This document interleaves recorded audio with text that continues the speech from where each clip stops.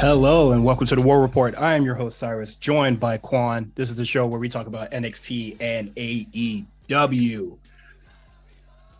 How we feeling? How was your little vacation? Vacation. Oh yeah. I was on the A show last week. That was fun. You know what was cool? I got to stream during the day. I mean, not stream, record during the day. Then when I had my Wednesday night free, I could watch Survivor.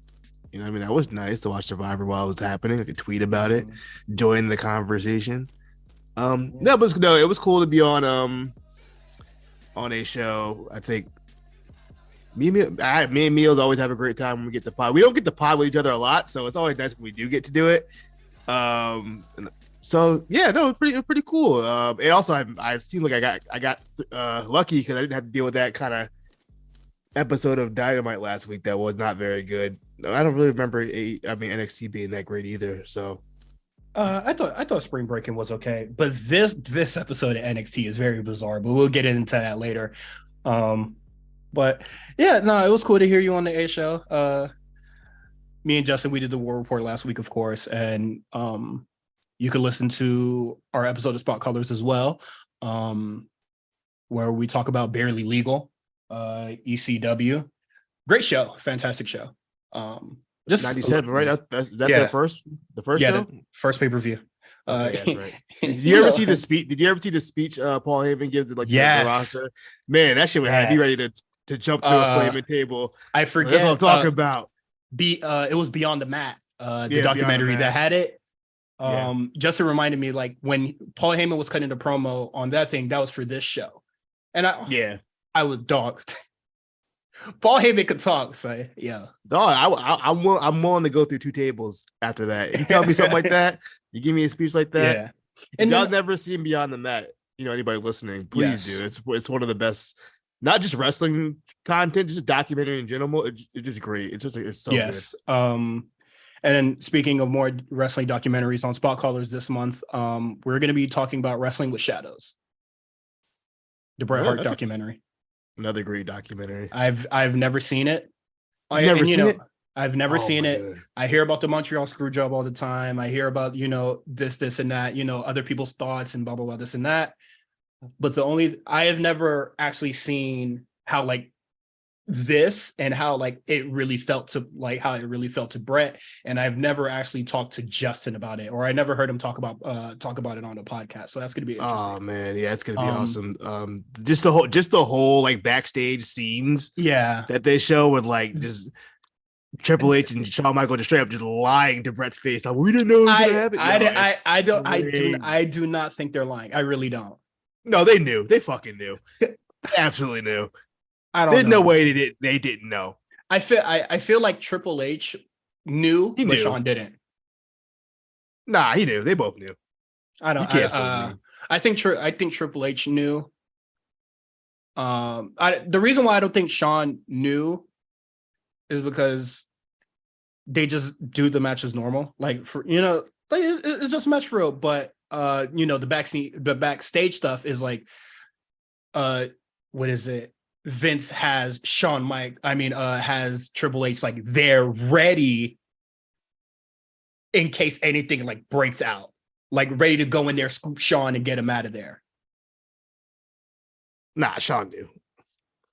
I mean, it is what it is at this point. And then honestly, it's been quite some time, and they've done a lot of documentaries. They did the rival stuff. Him and Bret Hart was actually in the same room at some point. Yeah, no, they're cool now. They've been in the same room a couple of times now. What's the point of keeping the secret? I think they kind of already just like gone in detail. I think both of them have said. I'm pretty sure Shawn said he knew. But if Shawn, I don't know. I haven't seen anything that says Shawn said that he knew. Listeners, if there's proof of it, please let me know. But at this point, I think Shawn could be like, "I'm sorry, OG, I knew." Like, there's no point in keeping up the lie anymore.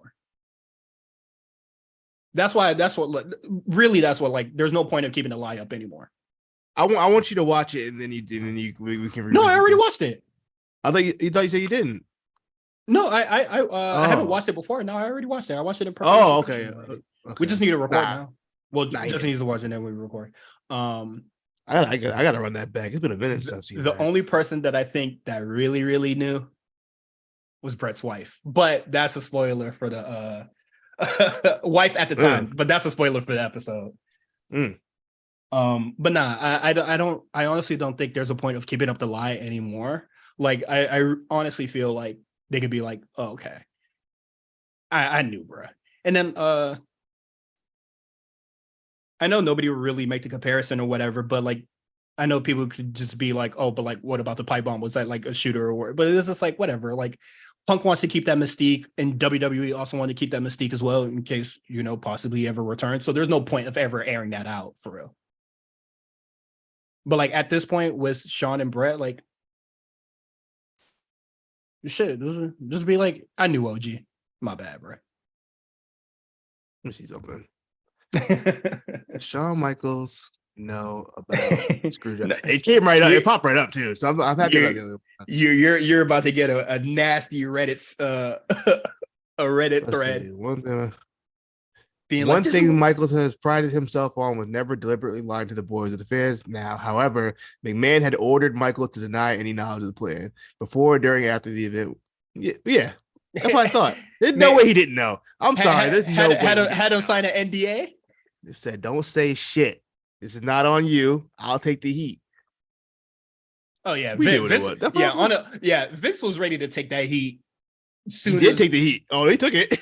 Yeah, like Vince was ready to take the heat ever since like Brett turned down to even what is it? Soon as Brett turned down losing to Shawn. And then Brett has a crazy quote at the start of the documentary about losing to Shawn, and I was just like, all right, bro, you're being a little bit ridiculous, bro. Really fucking lax. But nah, I'm gonna be as gullible as Brett and say Shawn didn't know. But anything else you would like to discuss? NBA Finals, any parlays not hitting? Look, man, I was hurt. I had a really good one the other day. I just needed Kevin Durant give me 25. He gave me 24. Everybody else hit what they needed to do. Jokic had his 16 rebounds. I would have hit. It would have been a nice little payday. I got a wedding to go to this weekend, so I might have bought something like a nice little shirt. I don't know. I'm gonna still buy one, but like, okay, I wanted to be off the parlay. It would have been nice. I would have bought an even nicer shirt. For free money. You know what I mean? All right, so it was a free bet. You know what I'm saying? Like, okay, so they're not gonna take the house. That's good. That was very good. I still got to pay my rent tomorrow, but yeah, we good. Oh, you better hope. Who's playing? I believe it's Clippers and 76ers, right? Well, I mean, Celtics and 76ers. Yeah, my fault. Yeah, I think it's over by now. By the time we're recording, I don't. No, it's still going. There's like a minute left, and they getting their ass whooped. Yeah, they're getting their ass kicked. Honestly, what is it? During the fucking Outcast match or whatever, I pulled up the NBA game on the second stream, bro, because I was just like, this match is ass. I'll tell you what, these West Coast games, I don't know if I can, bro.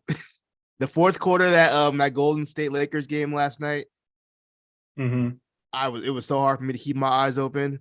It's like damn near 1:00.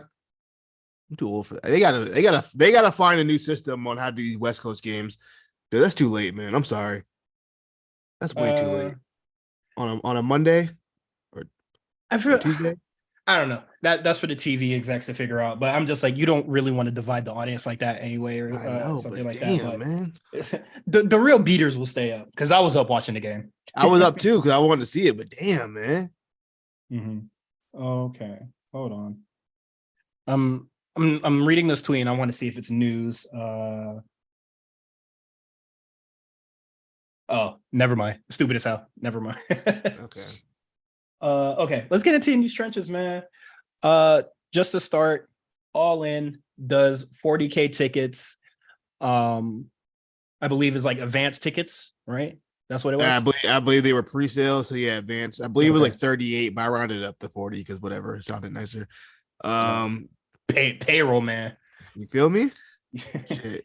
Well, you trying to get a position as what that nigga is, bro? Look, I've tweeted this already before. If either of those companies want to offer me a job, I'm taking the job. I'm telling y'all that right now. I will chill all day. If Tony Khan or Triple H call me, say, look, we like you on the team. I'm gonna tell you right now, Nah, my I'm thing chilling, is that baby. you have to pick a dick to ride first, and then they give you the work. Can't do that. But uh, look, that's all I'm saying. but okay, If y'all want me, I'm here. but yeah, All In doing 40K tickets pre-sale. That's good, honestly, and That's great. I yeah, think. no, it's great. Like even if you rounded it up, I was gonna dunk on you for rounding it up, but It might but be 40. it's cool. I just think that no matter how many tickets AEW sells, it's gonna be good. You know, it's good. It's good. It's a good thing. But What wouldn't have been good? Like what number? Mind you, we still have till what August, but you know what I mean? Like, yeah, what number would not be good is that yeah. if this show is not their biggest attendance and gate, that is the What was their failure. biggest game for? What was I don't know what yet. was it was this the one in Queens. What was that? Damn. What is that Uh, called? You know what I'm talking about? the one in Queens. Yeah, the one at the tennis place, Arthur Ashe. What was it called? They had a name, Arthur didn't it? Ashe. They did Anarchy in the Arena there. Was it a Revolution? No, it was just it was an episode of Dynamite, but they had like a special name. Grand Slam. I couldn't think of it. Grand That's their Slam. biggest gate. I would think so. Yeah. I don't know how big was Chicago. How You I talking would about how much they how made or how much how because they well definitely said they made well 6 million. They said 6 million. So I think for the like this is a stadium. This is a stadium show. stadium, yeah. This is the perfect opportunity to get your biggest attendance, and then Oh, this as is a by result, far. Yeah, by far. this will be your biggest gate. If they do Uh, not reach that, that is I a think they already. failure. No I think they already. Giannis. I think they already did. I think they said 6 million. I don't know that. I would imagine 6 million probably the biggest gate they've ever done. Okay. I'm looking at the Wikipedia now. I'm trying to see if it says how much money It this doesn't shit say made. it doesn't say the attendance or how much it made. Okay. You Well, probably have to go through like the archives. I'm gonna wait for Fightful to tell us that it was the most successful AEW pay-per-view. um but nah, that is like, you know, that would be what I deem a failure on their part. Like you're booking a stadium and then you don't reach your biggest gate, and some arena in like some regular America state does, and UK is supposed to be like one of your biggest audiences.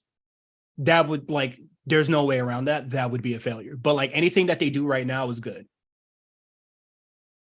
I know This there is was a like win so far. So yeah. I'm this is you know what, I think it'll be nice to see AEW and with that kind of like a large crowd. It'd be interesting to see how that crowd really works, especially Yeah. a UK crowd. They're usually Yeah, they're pretty gonna be good. fucking loud. That can be loud as fuck. Mm-hmm. Outdoor stadium. I'm interested to see like the production because I Mhm. like as far as production goes for live events, nobody's fucking with WWE. Mhm. AEW, I'm not always so confident on, so I'm interested to see what they do with the stadium. If they do something kind of like grand, or if they're gonna do something kind of smaller. They got what 4 months to figure it out, so or 3 months to figure it out. Yeah. I think it's gonna be a success overall. Like even for like guys, y'all know me. If you've been listening to me, y'all know me. I don't really be giving AEW like they love or anything. Like I don't really like what they like come out with. But that one dude that was just like, well, what about like that 90 what is it? It was like a 98K thing or whatever. And I was just like, dog, that doesn't fucking matter right now. It's pre-sale tickets. Fucking lax. Yeah, Some we have till August. yeah, like some ESPN reporter. I was just like, okay. Like I'm not expecting AEW to like pack out 98K people. I don't even know if I'm WWE can do that. like I don't Like think they a even did that shoot for Mania. 90K. No, I don't think so. I Um think it was like 85. And that's what that's the Hollywood numbers. It's not like the real numbers. You know what I mean? Like so. them counting everybody in the building. Yeah. I mean shit, they watch the show. They count. Um Yeah, so I was just like, that's weird. Like that literally doesn't matter right now. Like, and then like you could say that they're not packing out like 98K, but like this will be like their largest gate and largest attendance. It's a win regardless. And also Any like, any company doing 40K of anything, any yeah, entertainment, anything doing 40K live attendance that's saying something. So yeah, man, yeah, you know like you can really do besides congratulate them for doing that. I'm interested to see how the build goes, see what kind of matches they're gonna promote. If they do I 40K, they do 40K off of just just being an event. mhm. I hope that doesn't mean they're lazy with the card. I hope they go with their biggest match possible. Yes. And I what I'm really hoping for is that the card is not packed out. Like, was it the last pay-per-view that we had that had like the hour-long match or whatever? I know like having that many matches was an anomaly because we had an hour-long match, but like to me, that was the perfect set amount of matches. Like it was like 6 or 7. Like literally like half of what they normally do. Fucking perfect. Don't beat us to death with the shit. they giving us 16 matches. You're Yeah. bugging. Do Everybody getting do on that card. do not do that. They're doing it. That would be like that'd be the worst possible scenario for me. Like I know it's London and everybody wants to see who they want to see, but then But look, just have a Rampage or a Dynamite in London as well. they probably will. But also, Like it's gonna be during the daytime for us. So you know what I mean? that's So like fine. maybe it won't be as bad. I mean, it's still a long ass show, but if it's during the day, I can kind of handle that a little bit better than I 1:30 in the morning Yeah, I'm gonna try to watching watch it. I'm gonna try my best to watch during the day, but I'm most likely gonna be at work. I'm not taking a day off for this shit. So like I'm probably gonna like be like, okay, I'm gonna go on my lunch break and then walk away Yeah, from the laptop. yeah. um, but I'm hoping that the card is breezy. Like if the card is like okay, like an okay set of matches, I'll sit and watch the whole thing. But if it's 16 matches or whatever, I'm gonna take a break and I'm gonna come back for the main event or like the match before the main event and then like watch the rest. I'm not trying to sit through 16 matches no more. That shit's ass for real, for real. Like I don't know, just give your important matches time. But that is AEW. And more weird, controversial news, we got Brickgate. What the What fuck? happened? What happened, man? So last week, Britt Baker gets beat up. No, 2 weeks ago, Britt Baker gets beat up. And the Outcast comes out with a shirt that just has Britt Baker's face with a black eye. That's it. And the small AEW logo. People are just like, this shirt is pretty fucking weird. Well, hold on before you even get to that. The shirt was fine when it first came out. When they were just Yes. Outcast wearing the shirt. That's good heel heat, whatever. When they tried to sell it, that's when it became a little problematic Yeah. because, as you said, it's a white woman who has a black eye, and that's kind of it. No real other context. I don't really know. This is two things. This reminds me of kind of. It's almost like the Jordan, what's his name, Jordan Miles thing, a little bit, Oh, yeah. where it just like, yo, no one in nobody there was like, hey, this probably is the best idea to put something like that on a Yeah. t-shirt with no context. It's kind of crazy. But yes, then kind of Brit decided she wanted to like double down on Twitter talking Yeah. about like, hey, you know, yada yada, this, that. Yeah, you guys are talking about this shirt. How come you're not talking about this terrible shirt we have over here or this other terrible shirt we have over here? Like, yo, like, Yeah. what do you, And I don't, she was doing that, and I was just like, yeah, that shit is ass too. Now what? And yeah, then I don't know. But then yeah, on the like other side, people are like, it's like promoting domestic abuse. I'm like, I'm not gonna go that far and say yeah, it's I'm not promoting gonna it, I'm not gonna go but that far, but it just looks like yeah, it's a just bad TMZ optics. photo Yeah, it's of really like bad when somebody optics. gets beat. Like that's bad. Like how do you explain that shirt? Like, hey, who's that woman with the black eye? It's just Britt Baker. She's a wrestler. Yeah, it's not even like But like you're that's a show that's getting what maybe 1 million viewers a week if you combine both shows.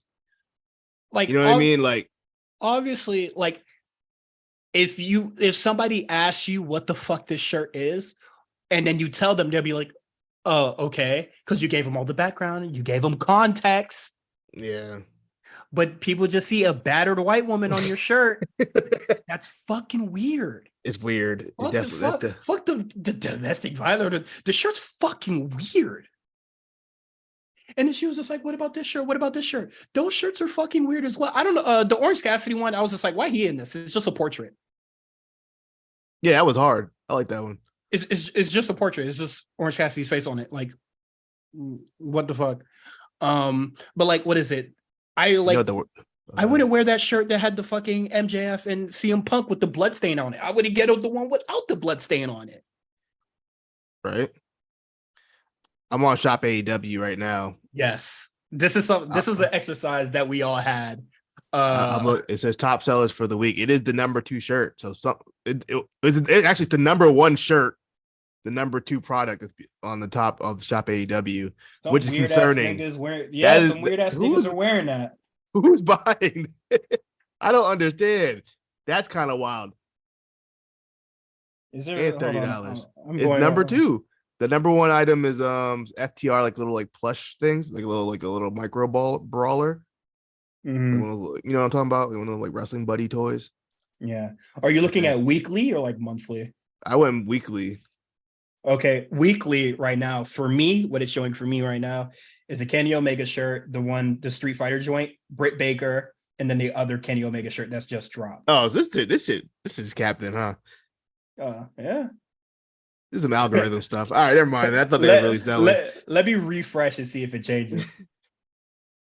It did not change. So nigga, your shit's outdated. Let me look at monthly, actually. Switchblade Jay White. Gangbusters. Second place is a Danhausen postcard. Nice. Danhausen being a merch mover is fucking hilarious. But like during this whole like fiasco thing, it led us in the Discord that you could join for $25, patreon.com/the show RNC. We just looked at everything that was on the AEW shop, and I encourage you to go look on the AEW shop as well. These motherfuckers will print anything. No, they will literally print a t-shirt of anything. No, they don't even be trying half the time. Dog, they'll print a t-shirt of a fucking t-shirt. Everybody has fucking merch there. Why does Mark Sterling have merch, bro? Why does Aubrey Edwards have merch? Bro? The Brandon Cutler one's kind of crazy. Yeah. Brandon Cutler merch. Brandon Cutler getting a shirt for fucking what? That motherfucker don't do shit but hold the camera. They gave a shirt to a cameraman, bro. Pro Wrestling Tees? Slavery. They got a slave deal with AEW, bro. This pink Kenny Omega shirt not terrible. Not the worst thing I've ever seen in my life. I think that House of Black and whatever. Damn, I'm just trying to remember what I saw that day. House of Black has some of the greatest shirts I think they have on that site. Except the Julia Hart ones. I think the Julia Hart ones are weird. Except the one that's just like a heart, and I think it has like thorns and shit. I think that one's hard. And then Kenny Omega has like decent shirts. The Elite shirts are bad. Like low-key, as a collective, they're bad. Yeah, low key, this tie-dye best friend shirt kind of hard. I just like tie-dye though. Yeah. I'm not mad at this. Yeah, I encourage you. I encourage you to just go on the AEW website and just see all the terrible shirts that they have printed, and you most likely wouldn't even know when these shirts were fucking made or when did they say what's on the shirt. Ricky Starks has a terrible shirt on there. Looks like some Magic Mike type shit. That pose that he does, is not a good silhouette. It looks so dumb. And it also looks dumb outside of the silhouette as well. But that shirt looks terrible. And there, the one I'm thinking of specifically, it has like him doing the pose and then like Absolute in the background, but it's covering up some of the letters. So it's just like, what is this shit supposed to say? If I'm not a wrestling fan and I look at that shirt, it covers up the B and the O. And then I'm just like, well, what the fuck is the rest? But yeah, a whole bunch of terrible shirts. Britt Baker's really dumb for, doubling down on it and not seeing, how this shirt could be You know what perceived. annoyed you know what annoys me about Britt Baker the most? She be in her white feminist bag. Oh yeah, she is Like a white woman. she be doing the peak white feminist stuff. It, like I just don't understand why you felt the need to double and triple down on that shirt. Like we know when there's like 20K quote tweets telling you that shirt's bad. It's probably because that shirt's bad. It's not even on the like tribalism stuff. It's just like, yo, that's a bad shirt, bro. Yeah. I saw people just being like, yes, queen, whatever, fuck what they gotta say. And I'm just like, you're a bot. You're fucking weird, bro. But like, yeah, the shirt is just fucking bad. And then like to just drag your other coworkers into it, I was just like, that's weird as well. Um, excuse me. But as was pointed out into the chat, she's a big fan of Ben Roethlisberger, whatever the fuck that nigga name is, Pittsburgh Steelers quarterback. She like the Steelers, you know what I mean? And what is it? Sided with Johnny Depp throughout the whole thing. I think both of them are wrong in that situation, but like just nasty shit. I wouldn't be rooting for either person throughout that whole thing. Yeah. Like you two are terrible people. I'll just sat that one out personally. Yeah, but Ben Roethlisberger, you know how that goes. Nasty man. Yeah. And then to be like, yeah, I get it. You're a hometown player or whatever. But like, I don't know. What though? I can't think of any player right now, but I'm just like, if fucking Bam Adebayo just did some crazy shit, I'm not gonna be like, that's my nigga though, and still cop the jersey or some shit. I remember when like Deshaun Watson was possibly going to the Dolphins. I was really conflicted. Like, yo, how am I gonna handle this? Like, what is it? Miles Bridges comes to Miami. I'm not copping the jersey. I'm gonna think that's a nasty draft pick, actually. What happened? Miles Bridges. If he comes to Miami, I'm gonna be like, yikes. Yeah. And then there's a lot of deeper conversations that we could also have like about this, but it's just like it's kind of just weird to really double down on the shirt and then whatever, get your money by any means.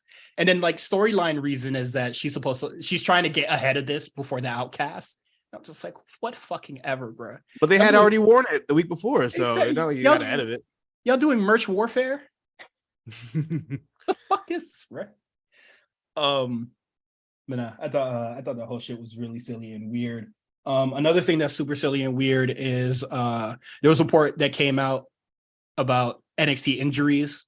People were saying that, well, they said that Thea Hale got injured, which wasn't true, but they said that a lot of injuries are results of like more heavy lifting that they're doing and then less cardio or like less whatever the fuck. The opposite of like deadlifting shit. Calisthenics. Yeah, like less power training and more like stamina training and stuff like that. I think that's fair, but the weird part was Twitter going on LinkedIn or whatever and being like, this is the coach that got them hurt. And I was just like, that's fucking weird, bro. Yeah, you know how Stan Twitter be. Shout out to Sol Ruka. She had a successful ACL surgery. Ad noted over the last, 2 years, I'd say there've been a lot of ACL type injuries within NXT. It is true they did switch trainers. The other guy, he left to go to like the XFL, I believe, the one who used to run like the little PC combines, which was fun. I hope they bring those back. But so they do have a different trainer now. It could be a part of it. It's one of those situations where it could just be bad luck, NXT, or who knows.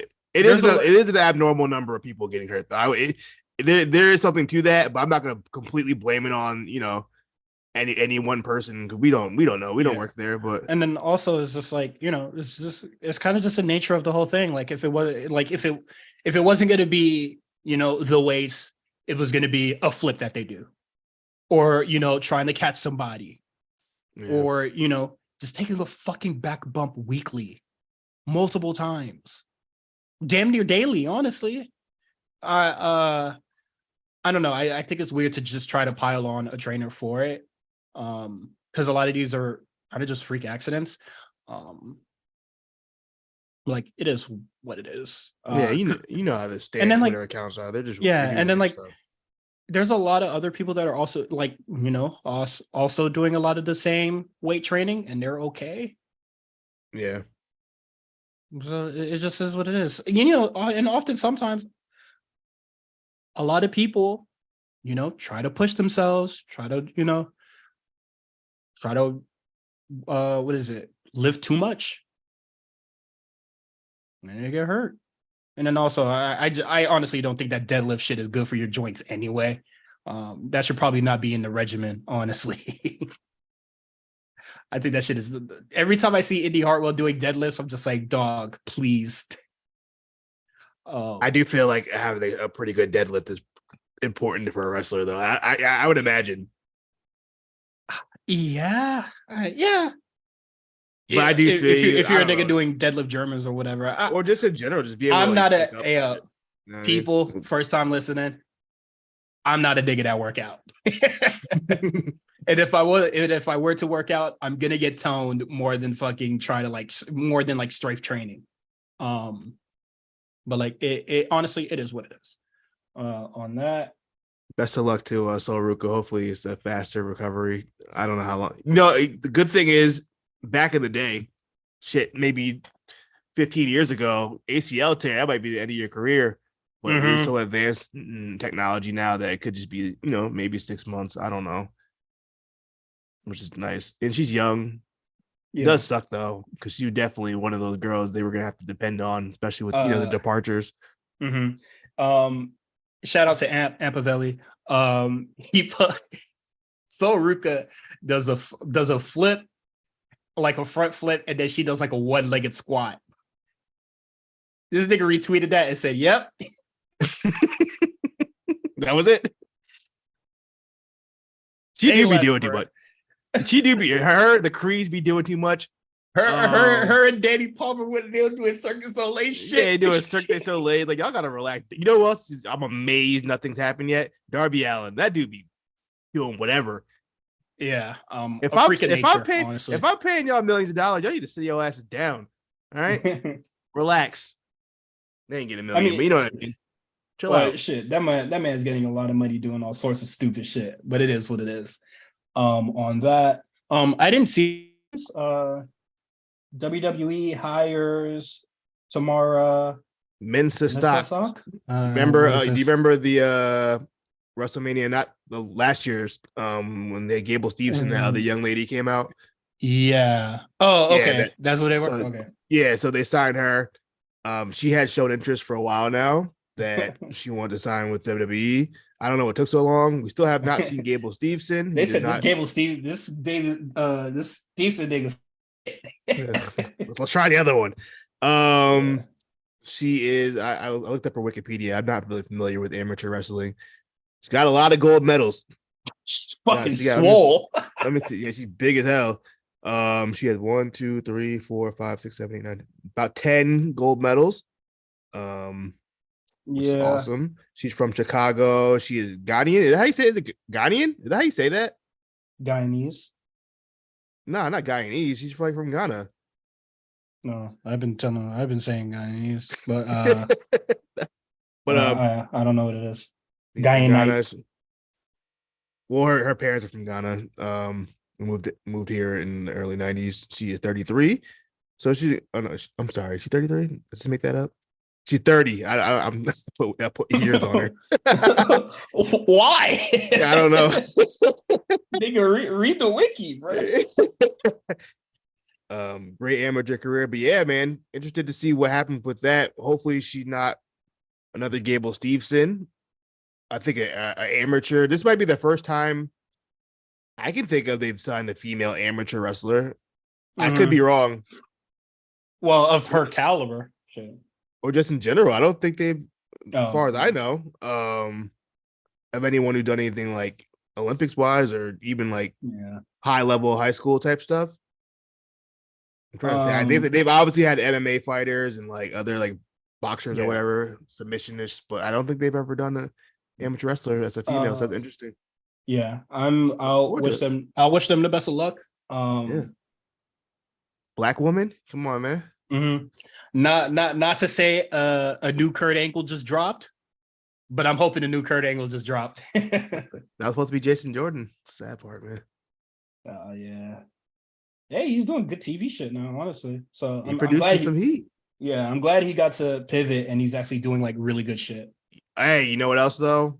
Speaking of injury reports, Bobby Roode, you're my guy, man, but it might be time to throw that suit on. They said he's out. They said he's out for another year. That nigga's not doing shit anyway. He How can he if he knows hurt? shit, he wasn't doing shit before he was hurt. Yeah, Bobby Roode, hang it up. You had a really nice theme, but you that's all you were. Nah, I don't do that to him. Shit. I like this NXT title run. What bangers has he had outside of this dark match with Kota Ibushi he had? I don't remember. Or this house show with Kota Ibushi he had. You're asking the wrong guy. I don't remember. Okay, I don't remember shit from January. All right, cool. Nah. Hey, goodbye. AEW Dark is done. And okay, but before we get into slander, I do want to say some nice things about AEW Dark before we get to the slander. Because we're going to get there. But I will say, when AEW Dark first started, also during those early COVID days, I was watching those Darks because there's nothing else to really do. I was enjoying them. I thought they put a little bit more effort back then just because they had the time to. Gave a lot of indie wrestlers who weren't, getting any work. They got them some work for those tapings, which was always great. It also got a couple people over. People forget that's kind of how the Acclaim got over, and kind of unfortunately that's how they got over too. Was because of Dark. So it did get a couple people over. So I want to give it that. I thought Taz Excalibur on commentary was fun. I enjoyed it because they were a lot more relaxed. It was really low key. I would just like listen to it half the time, like just listen to them, bullshit and joke. It's Excalibur's not a lot better to listen to, and he's not going 100 words per second. Yeah, he doesn't have to do a rundown of whatever bullshit on Dark. But after the Daily's Place episodes of Dark, it kind of went downhill after that. It just never really was the same. It didn't have the same vibe anymore. It wasn't like that fun little show. Just kind of like, I mean, the Daily's Place episodes were squashes too, but it even felt like more just like, let's do this 3-minute match, get out, maybe one competitive Emi Sakura match or something. And then that was just kind of it. And yeah, it just became pretty much a joke by the time it was over. I was ready to nuke Daily's Place when they had Luther versus Jimmy Havoc. That's why I was never a fan of Dark. I do appreciate, or I can acknowledge, like, yeah, that was really good for the indies, people getting hired and all that stuff like that. But goodbye. Something I'm actually curious about this whole thing is that what are they gonna do now when people arrive to the arena early?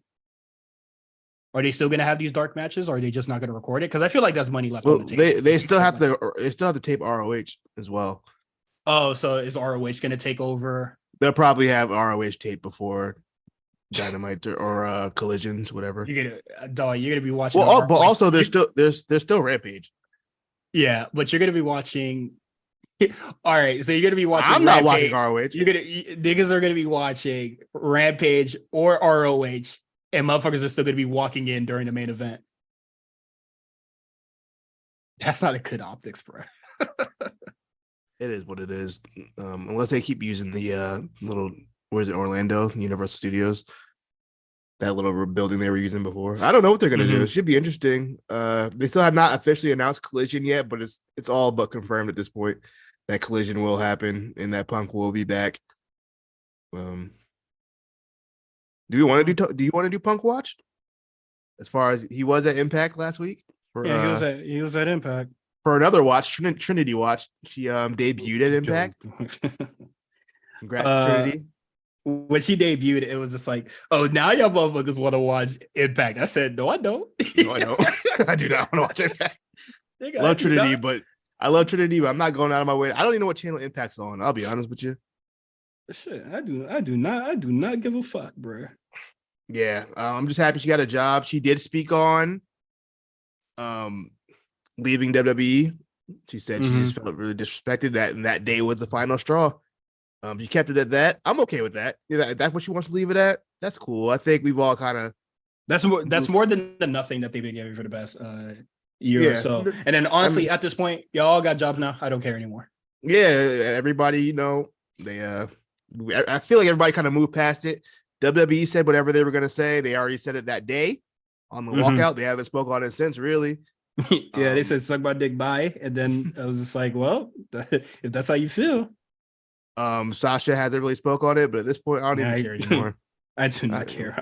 Her point of view is actually the one that I don't care about. yeah, that's whatever. So shout out to Trinity for getting that job with Impact. I think that's a good. And if she were going to drop anywhere that wasn't WWE, I would say Impact was probably the best spot for her to go. Mm-hmm. I agree. Okay. Crazy what happens in a year, though. Mm-hmm. I want to talk about the draft, but I kind of don't want it to be a Patreon segment Just talk about it, man. because I feel like people want to hear what we really have to say about the whole thing. Yeah, let's just talk about it. Let's talk about it, man. A treat for the folks. Okay, so I have all the draft picks here. I've been paying a lot of attention to these damn shows. And honestly, fuck Raw Wow. for putting all the guys. They were just like, yeah, we're gonna only draft 2 NXT picks, and then like after we're gonna really do the NXT draft. I was just like, why ain't y'all just announce that y'all was gonna do the NXT draft like the Monday after, like whatever. So our first NXT draft pick, we have Alba Fire and Isla Dawn to SmackDown. I didn't see this one coming. I thought it fantastic pick. I do think it's a fantastic pick. I didn't see it coming. That one threw me off. I was like, huh? Very surprised.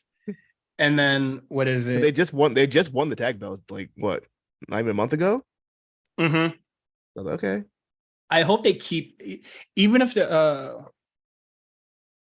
they need to be kept together. They got drafted together, so I'd imagine they're probably gonna stay together. Well, I don't know what's the future of the NXT tag titles, if this is the deal or whatever, but yeah, let's see how that goes. And then what is it? The draft doesn't go off effectively until May 8th. So yeah, Monday after Backlash. So Raw will be the first episode. Okay, cool. I think this is a great draft pick. Draft pick that had me scratching my head and going, come on, son. Indi Hartwell to Raw. Our NXT Women's Champion, who is also injured, is going to Raw. I think Raw is the perfect place for her to land. I just think this is like absolutely poor timing with everything that has happened. Well, the way is on Raw, so that makes sense. She can rekindle that, whatever that is, with her and Dexter Lumis and Johnny and Candice. They keep what is it on WWE social or on commentary? They always say reunite, they always say rekindle, all this shit. It's not like they've been apart for that long. What is it? Yeah. Well, Stand and Deliver was not less than a month ago. Oh, they did come out there, didn't they? Yeah, and then it was just like, yeah, man, it's not like this is, you're not really letting us forget. Yeah, you're not letting the heart grow fonder or any shit like that with these two, but it is what it is. But I do agree. I think this is a perfect place for her to land. It's just very unfortunate with everything that has gone down. And we'll talk about her vacating the title a little bit later. Anything else you would like to say about Indi Hartwell? No, it does make me wonder how ahead they knew that she was going to go, because it didn't really make sense for her to win at either the pay-per-view or last week. Mm-hmm. They were just gonna draft her. Unless they just wanted to give her that that one championship. I guess, I don't know. It seemed weird. I don't know. Yeah. Also, she is a Sean child, so I get it. She's definitely Sean's kid. I will say this. You say that Sean knew about the Montreal screw job. I'm going to say that Sean, he for sure knew that Indy was getting drafted. And then Yeah. had all this shit set up anyway. There was a report that came out that was just like, NXT or like, WWE creative and like NXT creative, they're not really talking about like who's going to get drafted and who's not. They're just going to let people operate as normal. Motherfucker, you want me to believe that what are wrestling's two best friends in the fucking world aren't talking to each other? They might be too busy. I really don't know how far in advance they did these made these rosters. Maybe obviously the main guys they knew, but as far as NXT call ups, I don't know. That could have been like the weekend before. They're like, okay, let's do this. I know damn sure it was Sean, Hunter, Matt Bloom, and it's some other motherfucker Regal on a damn phone call, just being like, chopping it up back and forth. And I do not believe that they're not in communication with one another unless I am told by a very like deep source otherwise. But that is what it is. I think I might have gotten this one wrong, but Zoe Stark got drafted to Raw. Is that right? Zoe Stark is to Raw. Okay. About goddamn time. Your Xylees, your Taminas, your Tegan Knoxes, all on Raw, by the way. The line just got further back for y'all. Zoe Stark is gonna absolutely lap the fuck out of y'all. Meal said she's gonna be in a tag team with Natalia. You know what? She might be in a tag team. And you know what? That's still gonna put her in a better position than a lot of those others. That's good for Zoe. Yeah, that's about it. I think that's a really big deal and good shit for Zoe. JD McDonough also going to Raw. I'm a little bit worried about this one because of his size. Pause. But I'm sure that his work rate will take him over the top, and he sure as fuck is going to be more interesting than Mustafa Ali. Mustafa's a free agent, so he gonna be jobbing until his contract's up at this point. I know where he could go. As far as JD, I think if Johnny Gargano has been able to look credible in the Raw roster, I think JD will be fine. Yeah, I'd imagine. I think he's bigger than Johnny, or close, or at least they're like similar in size. Yeah, so I think he'll be okay. I don't really know what his ceiling is. Yeah, I don't. Shit. U.S. champion. Shit. That's gonna be a tough division. I don't think so. I don't think he's dethroning Gunther. Well, no, sure. Yeah. Well, I would say he won't be U.S. champion. Oh yeah, US champion on SmackDown. So he'll have to. Is that going to be Gunther or like? His ceiling for now until that until he's on SmackDown, I fucking guess, is gonna be contender for Gunther's championship. That boy a main event.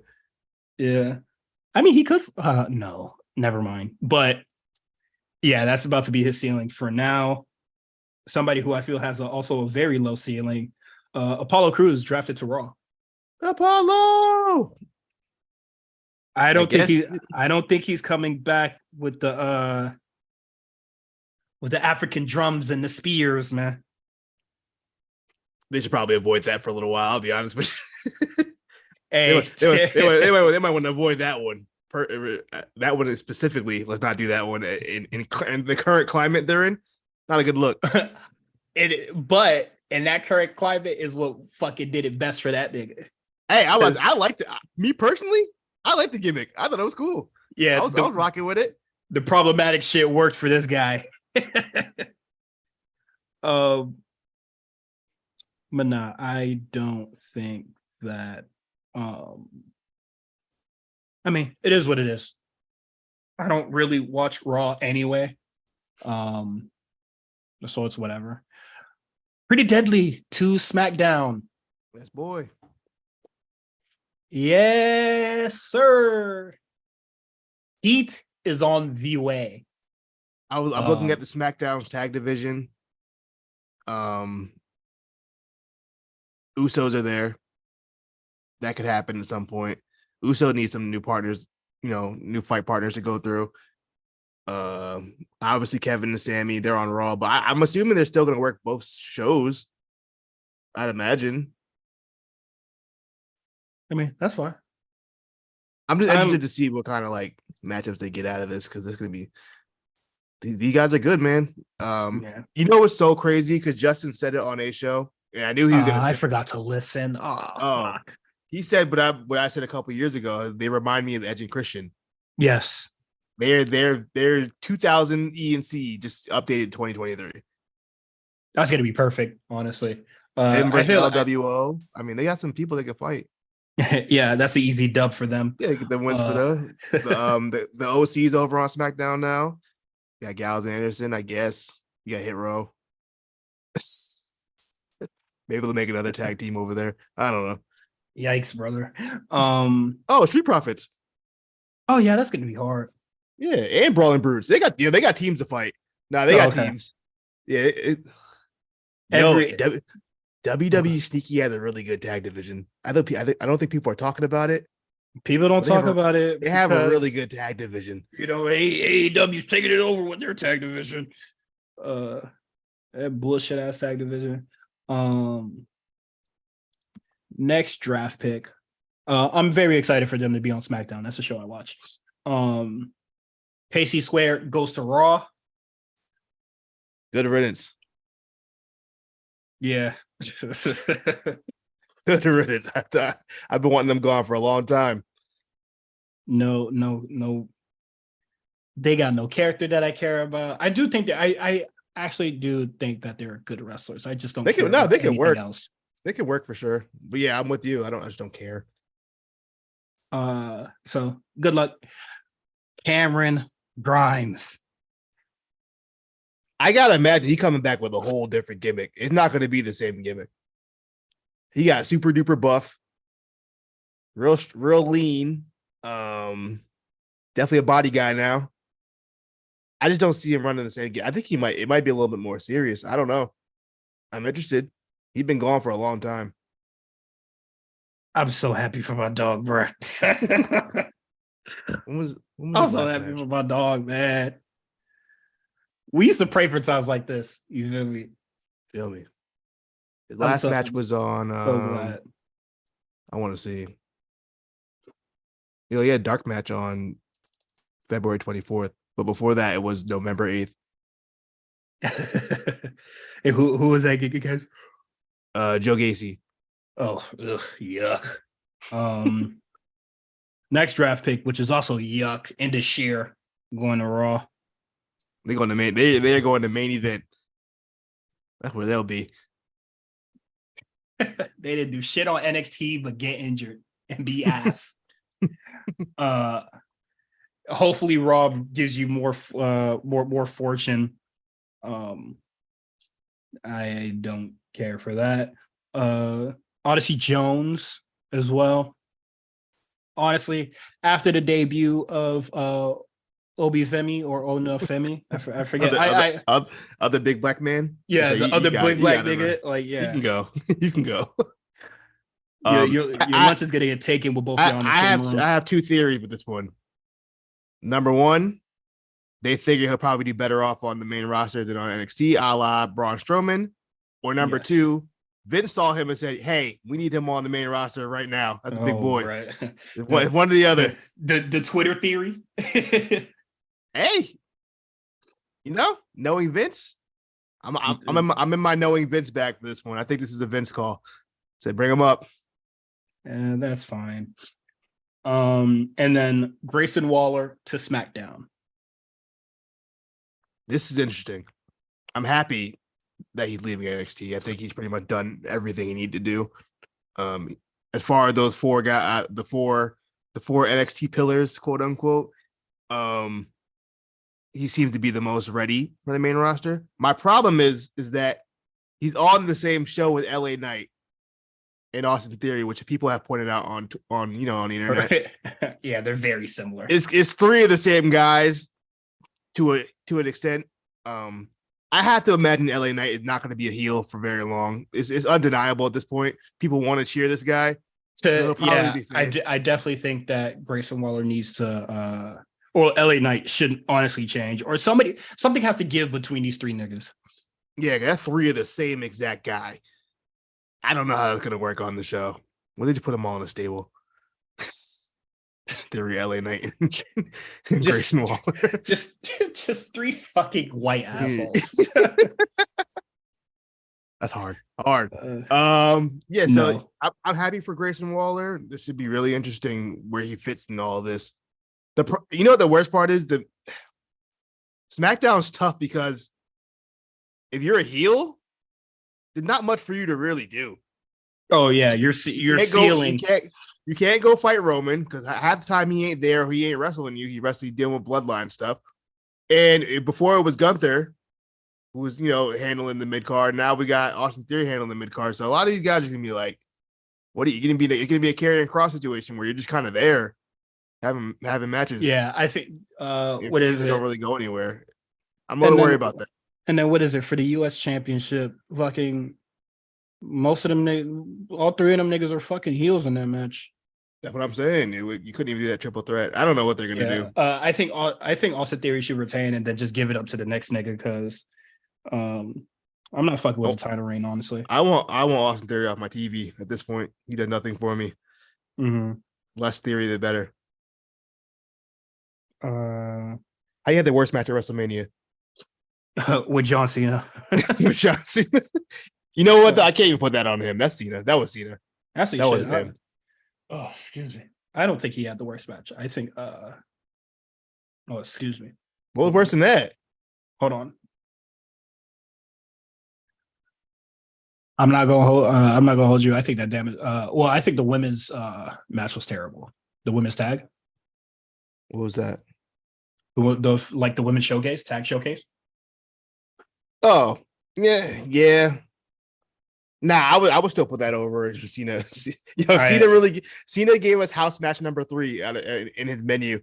So what we said, which house match and the women's showcase was in a house match number 2. Just little dives and stuff. They had a little, you know what I mean, a little effort into it. Besides, not Ronda and Shayna, but yeah, that shit was ass. I'm sorry.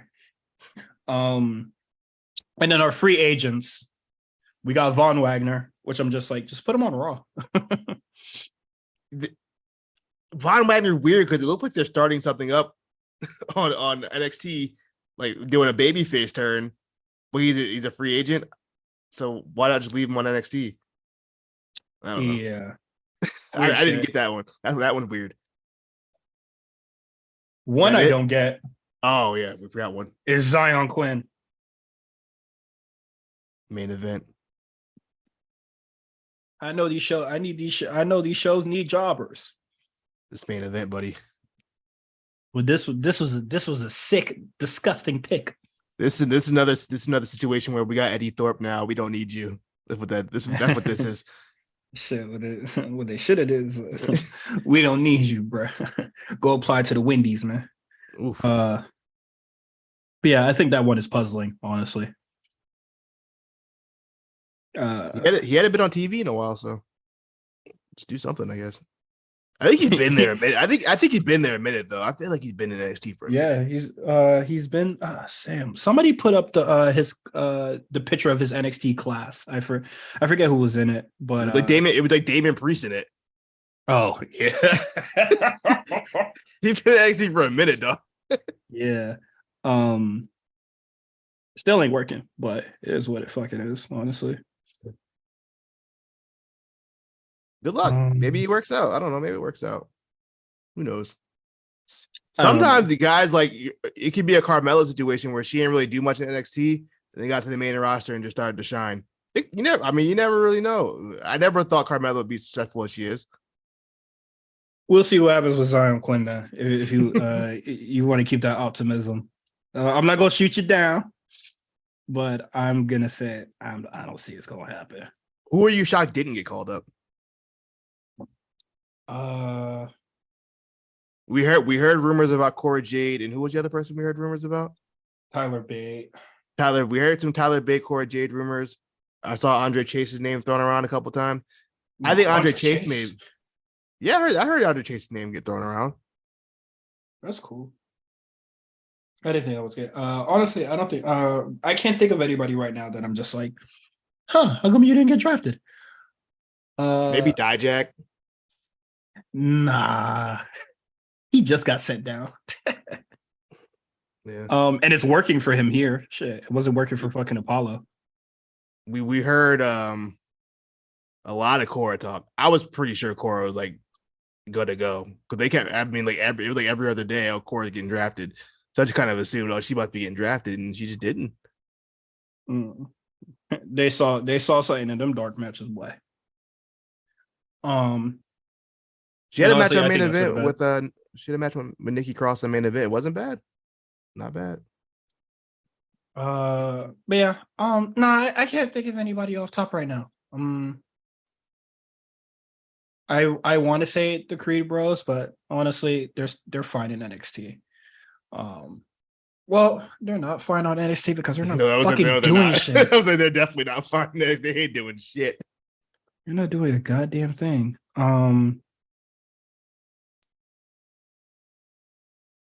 Yeah, I can't think of shit. But let's talk about AEW. How'd you feel about the show overall? So I could dictate the pace of how we talk about this. How did I feel about the show? It was an average show. Okay. I didn't really feel any way about it. The opening got Adam Cole, Orange Cassidy, Bandito, and Roderick Strong versus the JSH. I mean S, whatever. JAS. Jazz. It's been a while since we had one of the random 8-man tag matches. It was actually kind of nice to see that for a change. Like, oh, we haven't had this in a while. I remember we used to have those like every other week. Yeah, random 8-man tag. Just because it hasn't happened in a while doesn't mean it's good. I didn't hate this match. This match was whatever. My thing is like, dog, I don't give a fuck about the JSH, bro. That's where I'm at. I'm just like why are we going back and forth with Matt Menard and yeah, exactly. Like, why the fuck do these two nerds really got fucking Cole in a bind right now? And Orange Cassidy. And then I feel like this being Roger Strong's debut match, he barely got to shine in this. Yeah, I thought that was strange that he was kind of like, he had like one little segment where he kind of did his thing. But yeah, for the most part, he was kind of a non-factor. He wasn't really part of the story. Like, is this all Undisputed Era niggas want to be, bro? Just afterthoughts to Adam Cole? I mean, Kyle straight up told us what he wanted. I thought Roger was a real nigga, but the marathon stopped for him. But yeah, let's see where Roderick Strong goes now. Shit. After this, unless he's still just gonna be by Adam Cole's side, like Collision, he'll be on Collision. You know what, low key, I don't think they'll keep them together. I would hope not. You can have ROH. I mean, you can have Roddy on ROH. I think that might be a good spot for him. Roddy honestly. To ROH. He back in the ghetto. That boy back in the trout.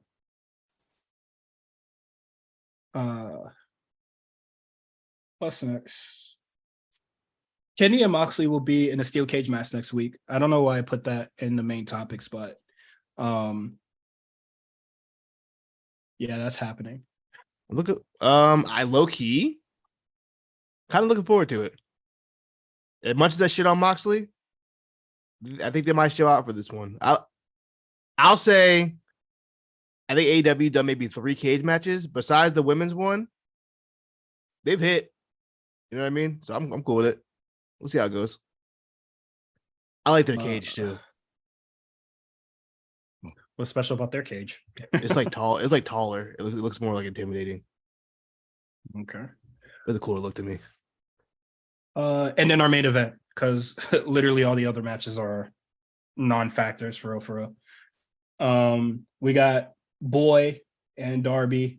They defeat MJF and Sammy Guevara after some dissension after Sam, they did the coexist thing, but like but the team that couldn't coexist were the dudes that were already kissing and hugging each other. Good twist. The first third of this match was a lot of stalling, with usual MJF stuff. And then after that, it was cool. I think they didn't do too much to the point where like we didn't have anything for the main event fatal 4-way they're gonna have. The match was fine. I gave it like a 3.25 or something like that. I thought that everybody kind of got their shit in. Everybody looked good for the most part. Sammy looked like Sammy. And it was, I mean, we all kind of seen this decision coming along. We were always going to get to the fatal 4-way. I thought it was a really convoluted way to get there, but yeah, they just oddly needed to pad it out for some reason and create doubt. Yeah, I'm not really sure why that was all necessary, but we're here now, and we can finally get this match. Still not personally invested in this fatal 4-way. I can't really gauge it with the crowd either. I seem like they're kind of interested, but like not really like a main event pay-per-view type deal, but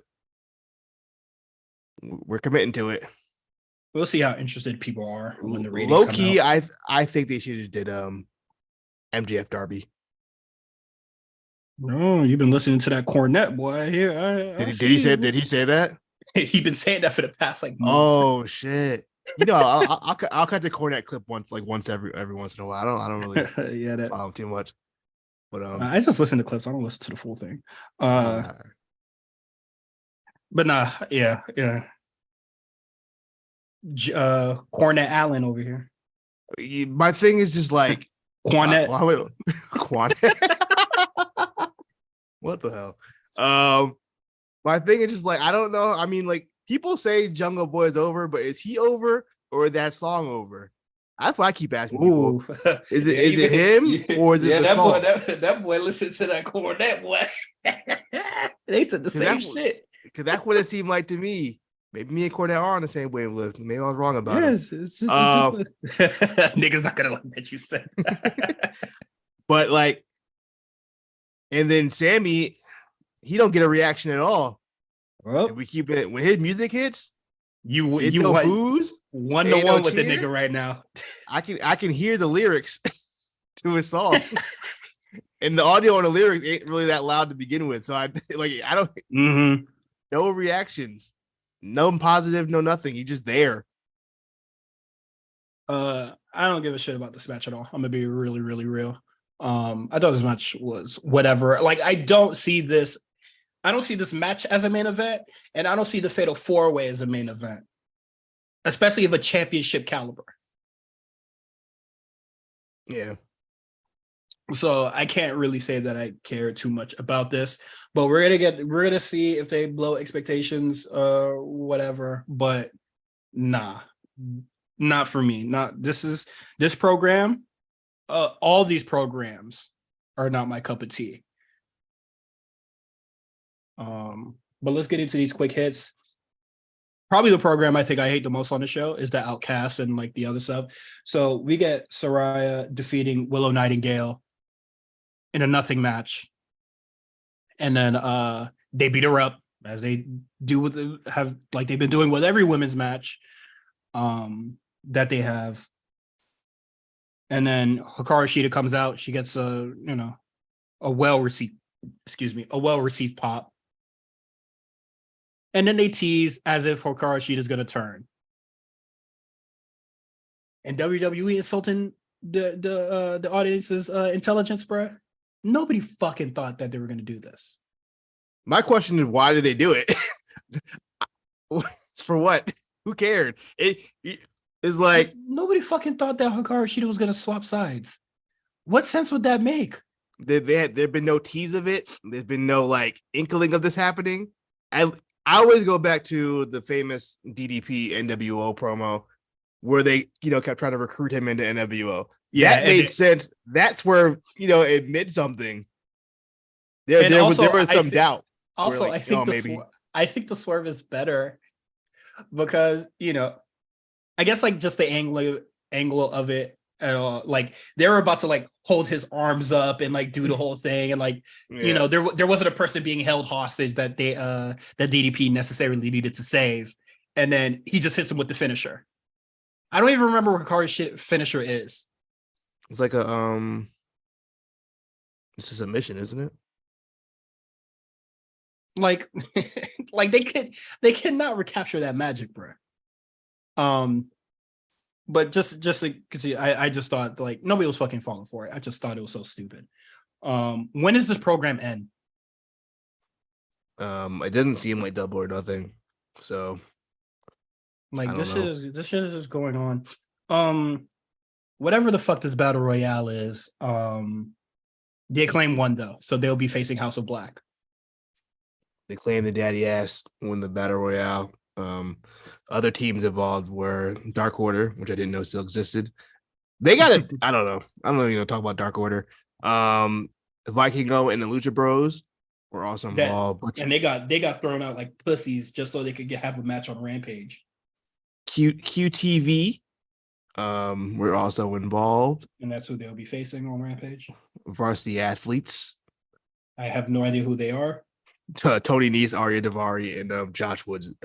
I think we go over this every time I mention them. Because I still to this day have no idea who the fuck they are. And some other teams that were also there.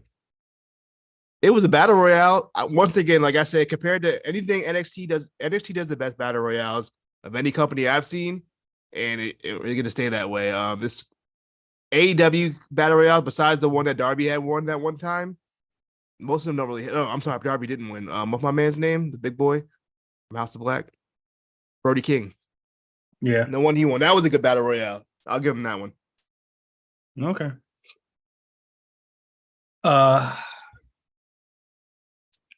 What's next? Sorry, I can't see my screen from here. Wardlow has a match.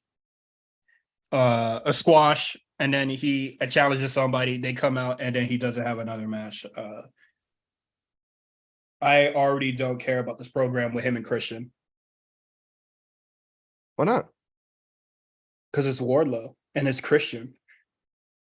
Hold on, relax. Hold on. Watch your Christian slander. Bro, what the fuck he's done in AEW? Watch your Christian slander.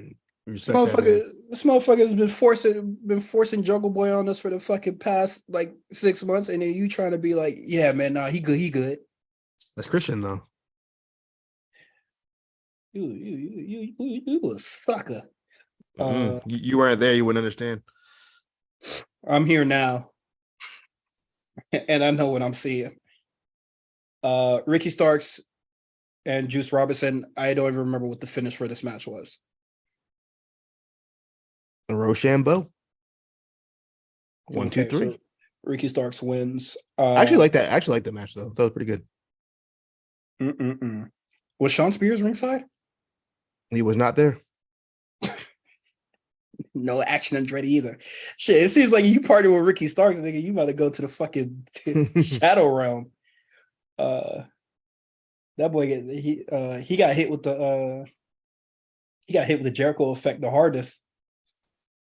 The Judas effect the hardest. That's it for AEW. Was there anything else? Let me think. I feel like someone like. Oh, we had the little segment with Mark Briscoe and friends at his farm. It has been announced that Jay Lethal and Jeff Jarrett will wrestle FTR for the tag championships at Double or Nothing. All right. Yeah, they were doing farm work or whatever, and I believe Mark's dad was like, Jay, I like that boy Jay Lethal. The mother boy? The brown one? But the tall and the bald fella? I don't know. Keep an eye on them. Watch your back, son. Crazy. Shit, that's how that promo felt. He said it. That's what he said straight up. A little embellishing, but that's what I heard. All right, that's it. And then let's get into NXT, which I'm gonna start off. NXT was I felt like a breakneck show. There was a lot happening on the show. Like they were trying to get everything off. Yeah, there were a lot of matches. I think like 7 matches. I'm looking at quick hits right now, and it sucks that everything is a quick hit, but it was just like that's how much time was dedicated to it. Yeah, it's about 7 matches. And the importance of it. This episode, like, not that I think that the episode is so bad, but it was just like squash match, quick promo, match, squash match, and then we have the match that we're going to talk about, JD and Dragon Lee, and it was just like another segment, main event. Like, this was a 1-match show, but the 1 match, fantastic.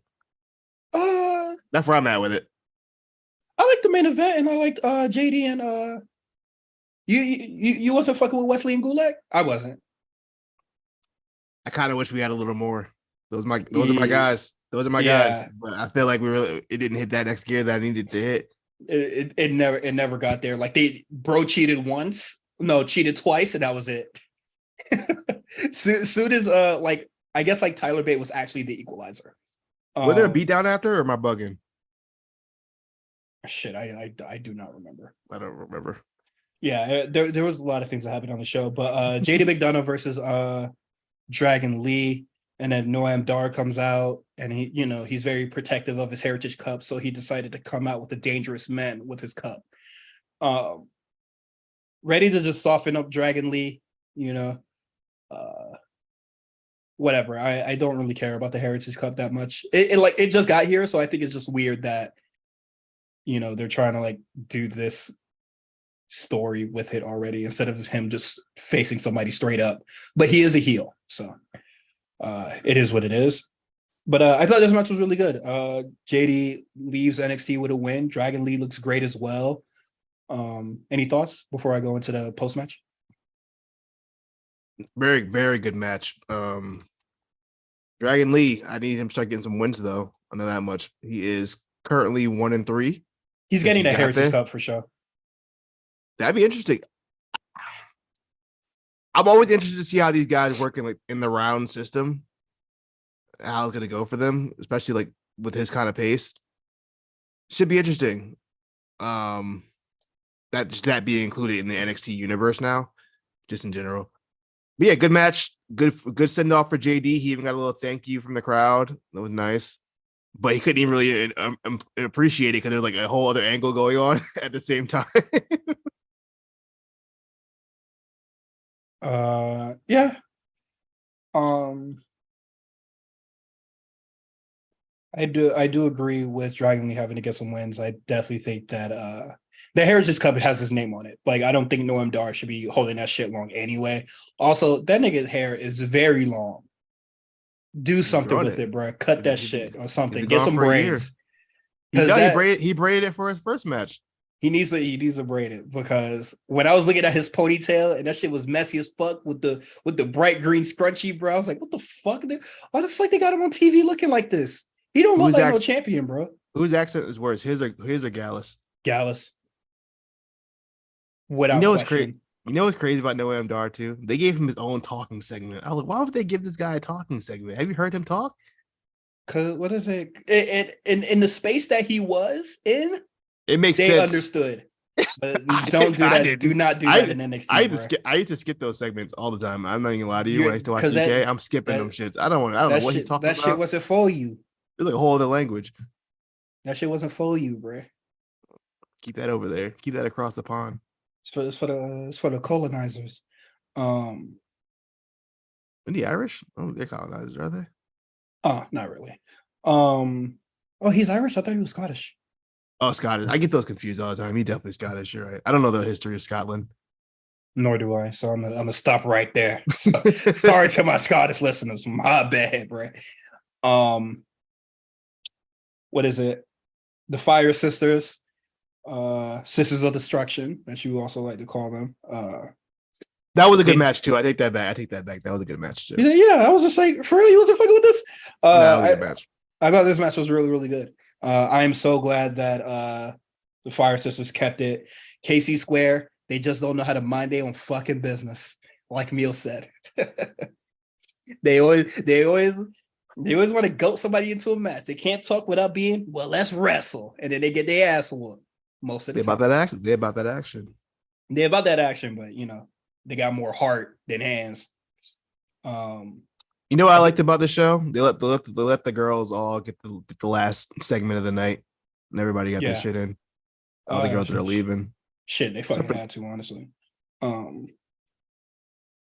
'Cause Carmelo Hayes wasn't here on the show, so that's good. And then like the North American champion got no time. Um, so I want to say that this is a women dominant show, but like I probably like heavy on like dominated in the sense of importance because I don't feel like the men really there was only 2 women's matches. Yeah, but I feel like they're way more important than any of the men's matches here. Absolutely. Yeah, we definitely like finished up the women's stuff. So for next week when it's new rosters. Yeah. So then we get our main event is a segment with Indi Hartwell to address the NXT universe, aka she relinquishing that shit. At first, I was mad. I was. Because I was just like, why the fuck you have her retained? Because I was definitely pro Stratton here. Or pro Roxanne. I didn't think that Indi should have really had it if she.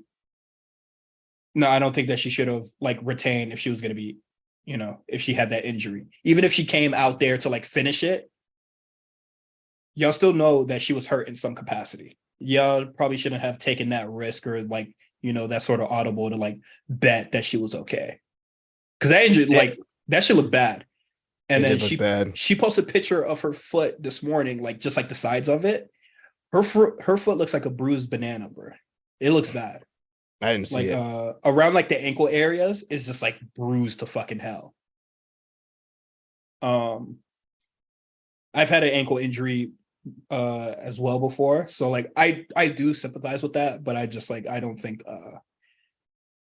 I think it's just like you could go out there and finish it, but I don't think you should be retaining, big dog. She needed to come out there because Tiffany and Roxanne looked a little lost once understandably. I'm not to knock them because they're both young wrestlers. That was you can't really plan for that kind of stuff, but they definitely look a little lost out there. So I'm happy they got. I mean, you gotta do what you gotta do. Maybe it's assumed it wasn't as bad as they thought it was gonna be, but I agree they shouldn't have even took the risk to just have Roxanne win it or something. Or Tiffany if they really want to take it that route because if they knew Roxanne was leaving, but she didn't leave. What am I talking about? No, Indi was leaving. That's right, Indi. So it is what it is. It is what it is at this point. I think a tournament's a good reset. Anyway. Yeah. Just to cut it short, honestly, like I'm not trying to get out of here mad fast, but it was just like she just says a lot of stuff. Like, thank you for your support. Sucks that I got injured. Great competitor. Just a farewell speech. But I'm vacating the title. She vacates. She says, I need to figure out how I'm gonna get out of this ring. And I said the same way you fucking came in. But Dexter Lumis was there and then carried her off into the sunset. Places the NXT title on the ground. Fantastic camera work here. Tiffany Stratton picks it up, and then Cora Jade grabs it, and then Lyra Valkyrie comes out, and then everybody's out there fighting. It's like the Wesley Open Challenge shit, but like everybody's around. But something that I just remembered that she did announce. I thought it was announced on social. I was gonna say it was announced on social media, but Indi Hartwell announces that there will be a tournament for the women's championship. That should be fun. I can't wait to see the bracket for that. Can't wait. Any other thoughts on this? Or I covered it. I'm good. No, I think you covered it pretty good. Okay. For the quick hits, and there's many. Braun Breaker accepts Carmelo Hayes' challenge in a promo segment with Trick Williams. Niggas was calling this Trick Williams promo great, fantastic, all the hyperboles, and I thought it was just okay. And then Melo is in the quote unquote hospital. I'm glad they decided to sell it. Yeah, no, I would have been annoyed if he came back the next week as well. As far as Trick goes, that's the first time we really got to see like a babyface Trick Williams promo. Mm-hmm. It was interesting. I see the potential for sure as far as promos go. It's better than I definitely think it's better than the heel promos, but I thought the exaggeration of it makes me like go like, you guys sure? Like for real? But like it was a good promo for sure. Like it just wasn't the hype that motherfuckers are going crazy for. But I thought it was a good segment. So we're gonna be getting that at NXT Battleground. We're also we're getting Trick versus Braun next week. Oh yeah, bad idea. Not like bad. You should have booked this match, but like he probably shouldn't be there. Trick about to get hurt. Wesley Gulak, we already talked about that. There's nothing really more to say on that. JC Jane and Gigi Dolan in a fucking abysmal match. That match sucked. I say what you like, say, you know, oh, they probably had to cut the match short because she busted her head. Yeah, it definitely did. Because that finished. I looked down at my phone and looked up. That shit was over. I was like, what the hell just happened? I don't care. Yeah. That match was abysmal. And also, what the fuck is up with Gigi that she just can't keep it together whenever she's in the ring with JC can't keep it together in the ring with Gigi. Sorry. Also, Gigi was terrible in this match. You want to be honest? Gigi, she's not good. I'm sorry, guys. Terrible. I know y'all love Gigi. She's not good.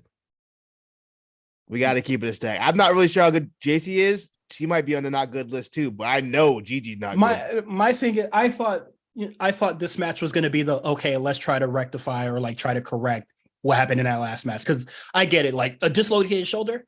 Yeah, let's pump the fucking brakes. But I've seen other people get their head busted open and they get medical and they resume. I guess like that's only reserved for pay-per-views, but like there's a lot of shit on the show that could have been cut for a little bit of medical time. I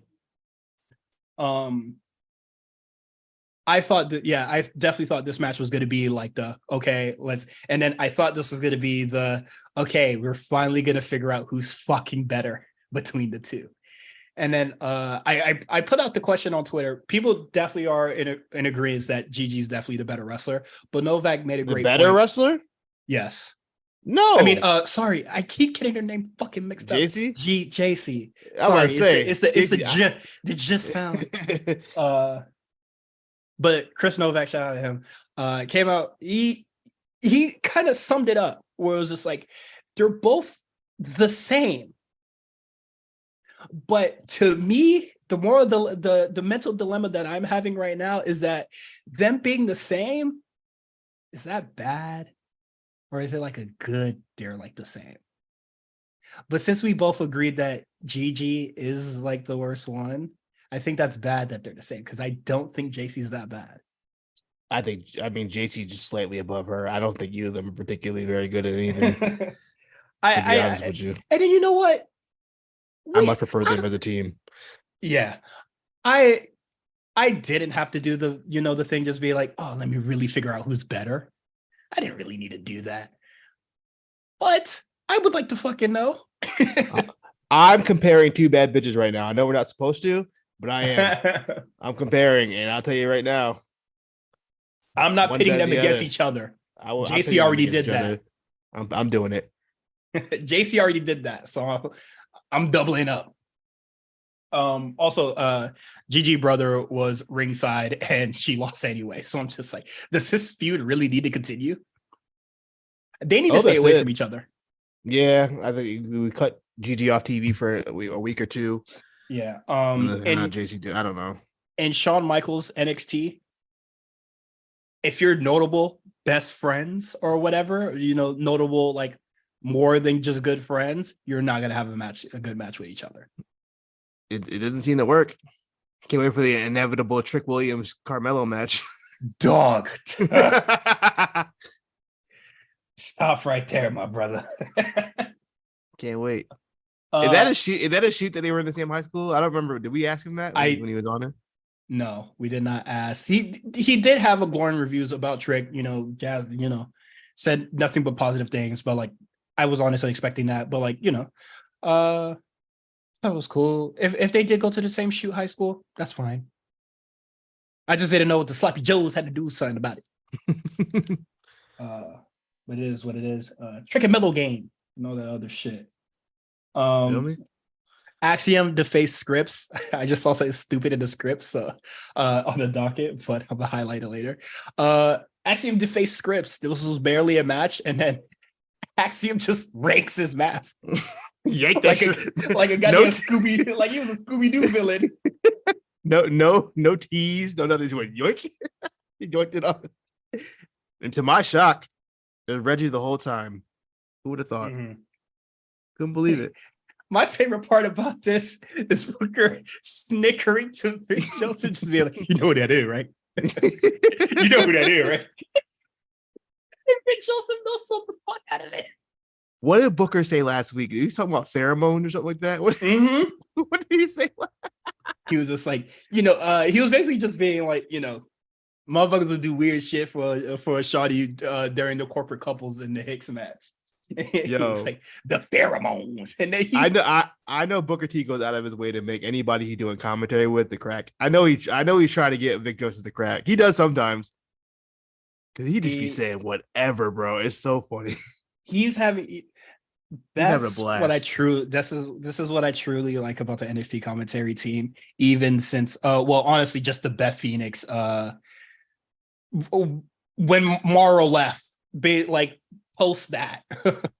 They're having a lot of fun on there. They're cracking jokes and they're calling the match, which AEW can't seem to fucking do. Tony Schiavone just being like, man, I'm having a great time, or like they're cracking jokes and then they're just not saying shit about the match.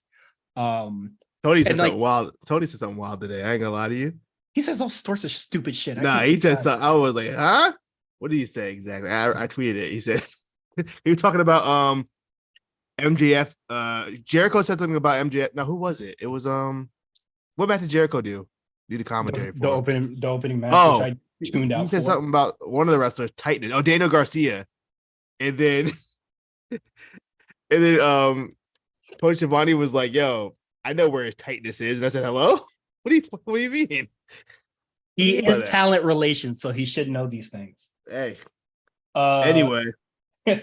On the docket here, I wrote Gacy defeated Joe Gacy, but Joe Gacy defeated Joe Coffey in a very stupid, shitty match as well. So whatever. I don't know why Joe Gacy going above and beyond for these niggas. They don't want to be here anyway. they don't even want to be there. Yeah, that match was so stupid. Ricky Gallus versus the Schism. I'm the Dyad. I apologize. Yeah. Ava, maybe they're teasing Ava versus who was the girl that was in their corner? No, what they did tease was Ava and Ivy Niles. Ivy Niles was watching the match and she was like, and Ava always gets involved, and like walked off. And I was just like, did she get involved in that triple threat? Because it just seemed like a nigga fell on her. And she pulled the Eddie Guerrero type shit. Oh, okay. But I don't recall that. Sorry. Yo, I don't recall seeing the pull. Ava's gonna fucking tower over Ivy now. It's gonna look crazy. Yeah, and when Ivy out wrestles her, it's gonna look fucking ridiculous. Ava's my height. What happened to Layla Hirsch? Nigga, I don't give a fuck. I just thought about that. I haven't seen her in a minute. Danny Palmer debuts in a match against Tatum Paxley, but before this, they play I guess like a video of like all the attacks that happened in the parking lot. And a little highlight reel. Yeah, a highlight NXT parking lot highlight reel.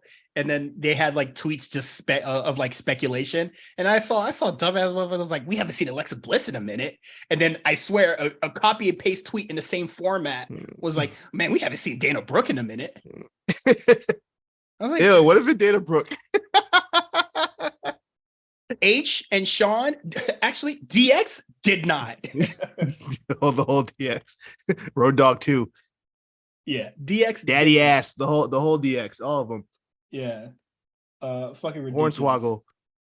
China too, bro. Ridiculousness. Stephanie too. But I thought her I thought Danny Palmer and Tatum Baxley had a really good match. I do think that they're growing well. I thought Danny Palmer was good even since ever since I saw her on They're Level Up. investing a lot. They're investing a lot in Danny Palmer. She's They put a good. lot. They put a lot. Was she on NXT UK prior to this? Because I feel like she was No, on no, there. she was in UK. Oh, there was somebody on UK that had like a similar name that I thought was really good. And it I, had like Danny something. I don't know. I'm forgetting, but no, it is what it is. But no, it was a really good debut. Von Wagner and Robert Stone has like a weird thing, and then Von Wagner is looking at baby photos, I assume, and then he was like, "I don't look at this, please." And then he walks away and just leaves it there. The fuck you Yeah. think that nigga's gonna do, you stupid ass? Also, they definitely they're trying to be cute with that the little Wembley thing. That was them being cute. No, yeah, fuck them niggas, man. We gonna take them shots, man. Pussy. They were trying to be cute with the little Wembley reference. I ain't never heard them talk about SummerSlam '92 before. All of a sudden they want to talk about Summer. Where the fuck that come from? Hey man, it's a historic event. You feel me? You feel me? Yeah, I didn't see much of the baby photo, but apparently Von Wagner has like a weird ass scar on his head, and I'm just like, oh, that's probably why his head's shaped like that. Yeah, I think we figured out the mystery of why he looks like that. why he's the missing link. I'm not gonna I'm not gonna do this today. Shout out to Von Wagner. They're trying something. This is why I was so confused about why they made him a free agent. If they're like completely shifting his whole gimmick. That free agent stuff was really weird. I don't really understand the point. It was stupid, honestly, but I guess like I don't both get shows it. need jobbers, so fuck it. But why couldn't they just put them on a roster each? Why did they have to be free agents? Why couldn't you put Shelton Benjamin and Cedric Because Alexander nobody on wanted Raw? them niggas, man. That's what free agency is. Nobody wanted them niggas. I think it's silly. Outside of Omos and Brock, those make sense. The rest of them, I don't get it. Like, is that what you really want to hear, bro? Nobody want them niggas.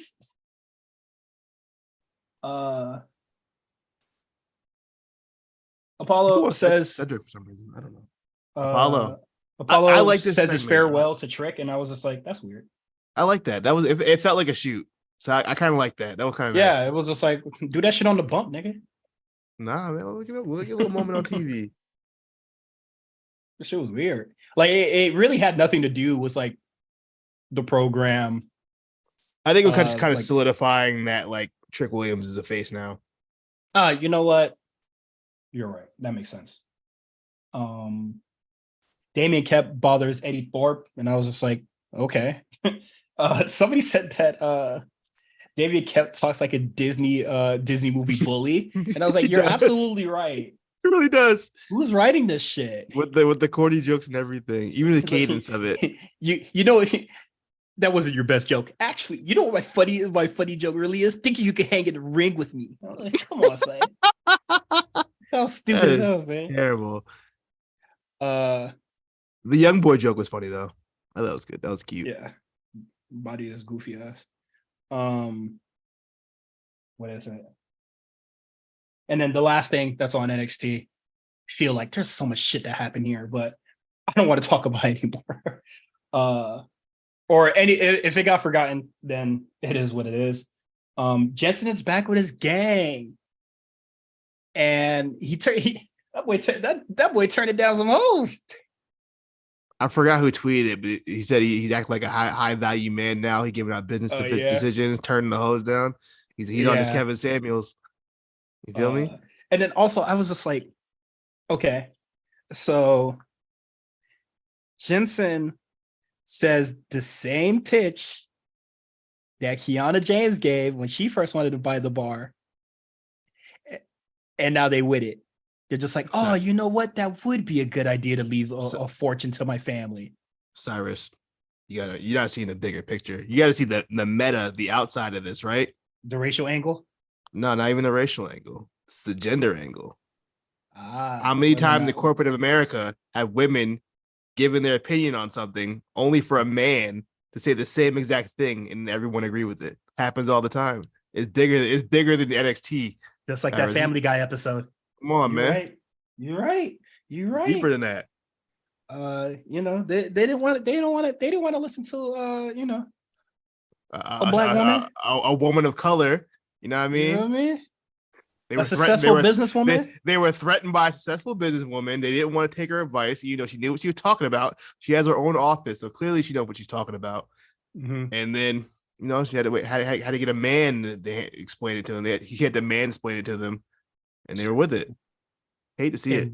Embarrassing. I hate it. Disgusting. The cycle continues. That's why we want to advance.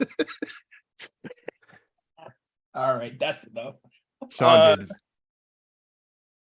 I don't see where they're going after this. I honestly don't. I don't feel like Kiana should be left off the show anymore.